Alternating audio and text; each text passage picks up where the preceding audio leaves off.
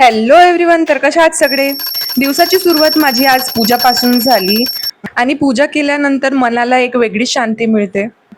दुपारला दार बंद होता आणि बजरंगीला जायचं होतं बाहेर. तो खूप जोराजोराने ओरडत होता. मला असं वाटलं की त्याला बाहेर जायचं आहे, त्याच्यामुळे मी दार खोलला आणि त्याला बाहेरही जाऊ दिलं. पण बाहेर जाऊनही तो आणखी जास्त जोराजोरात ओरडत होता आणि सोबत ओप्पोही ओरडत होती. मला असं वाटलं की काही कुत्र्यांचा मॅटर झाला असेल, तर मी सहज जाऊन बघितलं आणि जशी मी बाहेर आली तशी ओप्पो आणि बजरंगी गड्ड्याकडे एवढ्या स्पीडनी धावत आले.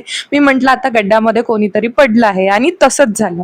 आणि गड्ड्यामध्ये पडला होता ओप्पो आणि बजरंगीचा मित्र गोलू. म्हणून बजरंगी आणि ओप्पो खूप वेळचे ओरडत होते आणि मला समजलंच नव्हतं. गड्ड्यामध्ये पडला तर गोलू होता, पण बजरंगी आणि ओप्पोला खूप जास्त त्रास होत होता. म्हणूनच म्हटलं जाते कुत्रे सगळ्यात जास्त वफादार असते.